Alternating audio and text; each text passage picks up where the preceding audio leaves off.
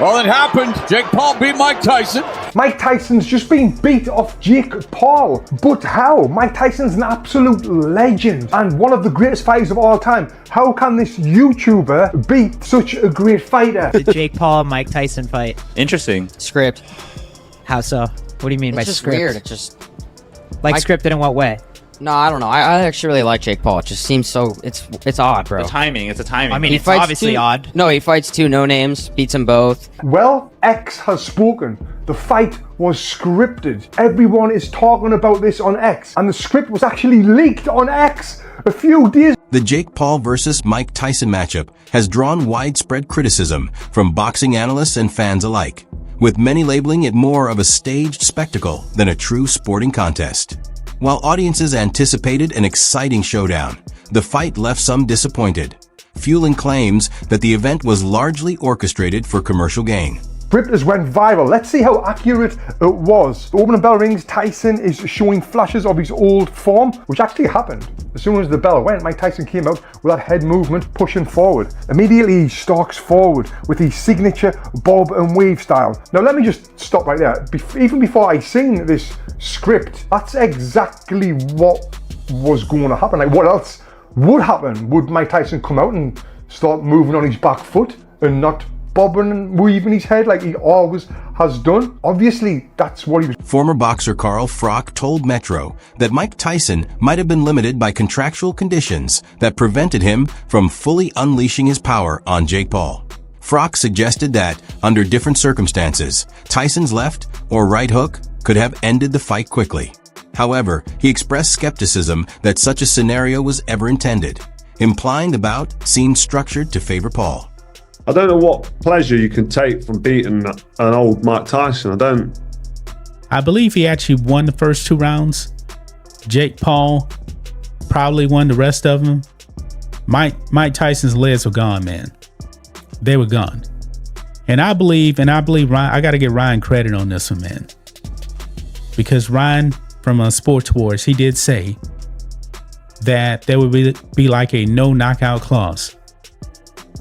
Now, Jake Paul, going into the fight, I believe he's put down every single fighter he's actually been against. Now, he's only fought one boxer before Tyson. Now, Mike Tyson, man, is 58 years old. And I watched this man because I grew up watching the real Mike Tyson. That was the greatest spectacle you ever saw in your life. Boxing legend Evander Holyfield openly criticized the bout, suggesting that something seemed off with Mike Tyson's performance. His remarks fueled speculation that Tyson might not have been at his peak, and that outside factors could have influenced the outcome of the fight. What did you think of the fight? It wasn't a good one. It wasn't a good one. Yeah. Overall, how'd you just see how Jake fought, how Mike fought? Well, you can tell something was wrong with the Tyson leg. Yeah, the knee. So he couldn't. His balance was off. Oh, that's crazy. You noticed that. I just talked to his trainer and he told me that exact thing. Yeah. His balance was off. His balance was off. Yeah. Yep. Wow. You know, overall, like, how do you see Jake growing from this, and who do you want to see him fight against now? Well, I'm like, he's a pretty good. Fans entered the fight with modest expectations, yet the result fell short even of those. Marketed as an exciting showdown between a YouTube star and a legendary boxer, the bout ultimately came across as a lackluster, business-driven event that failed to live up to the hype.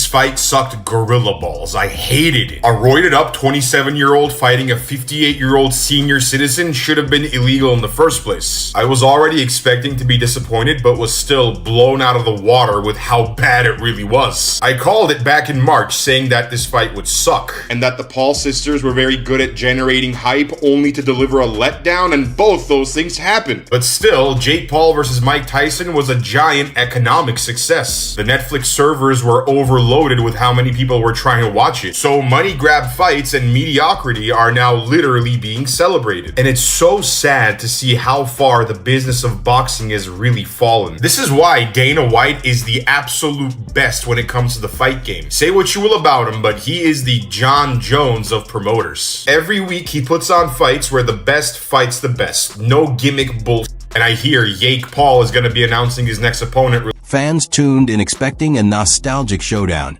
as Mike Tyson stepped into the ring against Jake Paul. Instead, many were left feeling underwhelmed, describing the event as hollow and seemingly staged. Headbutts or not, they went in. But yo, Mike Tyson versus Jake Paul. What do we got? Mike Tyson is 58 years old. Jake Paul is 27. 31-year difference. Most of us wanted to see Mike Tyson win. The nostalgia, we rock with Mike. A lot of us support Mike.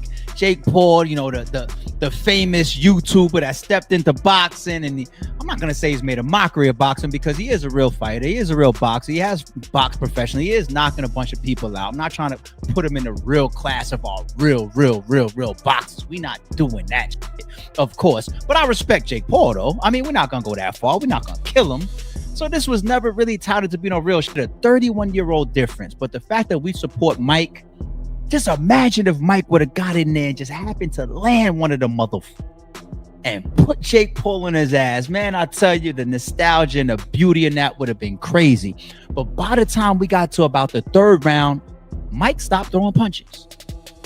He stopped throwing punches. He had about 30 seconds of the first round where he looked dangerous. About 30 seconds. That's it. He came out. He was moving. Mike looking fast and sharp. Got up there during the weigh-ins with a six-pack. He's like, what the fuck is going on? Mike, is he on steroids or some shit? For Tyson's devoted fans, the fight served as a stark reminder that time affects everyone, even the most legendary champions. After that first 30, 45 seconds, that's it. It was a wrap. After that, you know, he really had Jake Paul on his bike for a second. Let's be real. Jake Paul was on his bike for about the first minute of the first round. But after that, where was Mike? Nowhere to really be found. We just watched him bite his fucking glove the whole time. Roy Jones in there commentating, talking about his mouthpiece. No, that's just Mike being Mike, biting his fucking glove, doing nothing. For Mike Tyson's devoted fans, seeing their hero in this condition was deeply disheartening. What was meant to celebrate his enduring spirit instead came across as a spectacle that many felt diminished his legendary legacy. All right, I'm not even going to sit around and wait for the result of that Jake Paul-Mike Tyson fight. That was the most pointless, stupid fight in the history of boxing. That was absolutely pathetic. Netflix couldn't even get your streaming situation figured out. What was that? Everybody's stream was lagging. You couldn't even figure that situation out. And then your first big launch of this like new sports streaming thing that you want to do is this Jake Paul-Mike Tyson fight where Mike Tyson is clearly, I love Mike, love him. My dad is a massive Mike Tyson fan. He was texting me saying how depressing it was for him to watch this. Jake Paul was selling it, I'm gonna kill Mike Tyson. I'm gonna fuck him up. And what happened? He showed mercy to Mike Tyson in the ring because Mike Tyson just didn't have it anymore. He had no legs under him. If you don't want to hurt the guy, why are you fighting him? Just to con us? To con people into buying more Netflix subscriptions? This fight sucked. Reports later emerged that Tyson had been hospitalized the day before the fight due to health issues. Despite his compromised condition, the bout proceeded, largely to avoid the backlash of another postponement, sparking ethical concerns about the true motivations behind the event. Mike Tyson might be dropping out of the fight versus Jake Paul tomorrow. Just after doing the weigh-in today, there's rumors Mike Tyson had to be taken to the hospital for care. This would be the second time the fight had to be canceled due to Mike Tyson having a health scare. At the age of 58, this has many people worried that if Jake Paul goes hard in this fight and knocks him out, Mike could end up seriously hurt. KSI seems to think this is a likely outcome, even though most fighters seem to think there's no way Jake wins. They were even betting millions against Jake here. This is what Jake had to say about the rumor. He's scared or something, I don't know, but it pisses me off. I guess I'm just used to having to carry the promotions anyway, so. We will know what happens early morning tomorrow. Subscribe if you hope this fight happens. Speculation about the fight's authenticity continues to intensify, with many experts suggesting that the bout was staged more for entertainment than genuine competition. Jake Paul's victory has further fueled these doubts, reinforcing the perception that the match may have been orchestrated. In the first round, maybe two, he would get demolished. Wow. Fake. This is all for entertainment. It isn't a real fight. It's a stunt. This is a stunt, man. I mean, everybody watched that fight, man, stayed up for nothing. Usually I'm in the bed by now. It's almost midnight at the time of this recording. It is 11:49. And I'm recording this video. I'm going to drop it and go to bed, man. I wasted time staying up to watch this. But I'm a huge fan of Mike Tyson, man. It's been 20 years, man, since Mike Tyson actually fought. 2005, man, Kevin McBride. Mike Tyson knocked out by Kevin McBride. Kevin McBride wasn't a great fighter, but I can tell you this, man. He was a real fighter. Jake Paul would get demolished by Kevin McBride. He would. Amber Rose weighed in on the fight, expressing confidence that Jake Paul would come out on top. Her prediction, matching the actual outcome, has led some observers to question whether the result was ever truly in doubt. Amber, what'd you think of the fight? I knew Jake Paul was gonna win. I felt it in my heart. Yeah? I knew Trump was gonna win. What made you know that? Yeah, what made you know that? I just, he's 27 years old. He's been working hard, and I just saw it. I watched the progression of who he is as a boxer, and I was the only one that was cheering when everyone else was booing him. That's my dog. I just knew it. I felt it. Who do you want to see him fight next, in your opinion? Or who would you like to see him fight next? I don't know the answer to that. Yeah. I don't know the answer to that. Will we ever see you in the ring? No. You don't really like that side of it? No, I'm a 41-year-old mother. I'll beat your ass, little boy. Yeah, that was rude. Wow. That was actually hella funny. Did you see the girl fight? I did, yeah. Amanda and Katie? Yeah. Twitter user Russell Morg echoed a common reaction among viewers, noting the striking reality that they were watching a 58-year-old fighter in the ring. His comment underscored that, despite his legendary status, Tyson could no longer perform at his former elite level. Colby Covington offered a more measured perspective, praising the fight's safe outcome and acknowledging that Tyson was clearly past his prime, while expressing relief that the boxing icon avoided any serious injury. What did I think? Yeah. I love seeing Mike out there doing what he loves to do. It's his passion. But I don't know. I think Jake looked a little soft tonight. He don't look like a real boxer, a pro boxer that's been training the last 10 years. So, he needs to come see me one day. A guy that's in his prime that's going to walk him down and have that cardio. So, did you expect him to knock Mike Tyson out tonight? I did, yeah. I thought, Mike's a little bit older. He had a problem. They had to push back the first fight because, he had like a stroke on a plane or something like that. Yeah, so, also. I was just scared. I didn't want to see Mike get hurt. I'm happy he's walking out of that ring and he's healthy tonight. So, super happy. Everything went well, and it was a spectacle. All the fans enjoyed the show. You want to fight Jake Paul? Yeah, hell yeah. I'd love to fight him. He's talked a lot of shit about me in the past. I'd love to see him back it up. Can you in the boxing ring? For sure. That's all I've been practicing the last couple of years, just straight boxing, man. Boxing and Boxing analyst Dr. Brian voiced strong criticism of the decision to approve the fight, openly questioning the judgment behind allowing the matchup to take place given the apparent risks and the significant age disparity between the fighters. He came out and a couple of rounds looked pretty good, and then by the end of the fight it was clear this was a 58-year-old man, and he looked like a 58-year-old man. And I have a lot of issues with this. I don't think this fight should have ever happened. I think it says a lot of bad things about the combat sports world and sets a really dangerous precedent going forward. We're gonna talk about the whole fight clearance approval process and then just physiologically why he looked the way he did. There's a lot of just true anatomy and physiology changes that explain why Tyson looked so bad and play a role in why this type of thing should not happen. So how did this fight even happen or get approved? Each state has an athletic commission that governs licenses for combat sports. It's not a national standard, it's state by state, and there's a wide variety of medical clearance processes and rules in place from one state to another. That probably played some role in where this fight happened because Texas has some of the more lenient medical clearance processes. So here you can see if you're gonna apply to get a license, you basically have to have a medical exam, you have to have some negative blood work, which is pretty self-explanatory. You have to have passed an eye exam within the previous 6 months.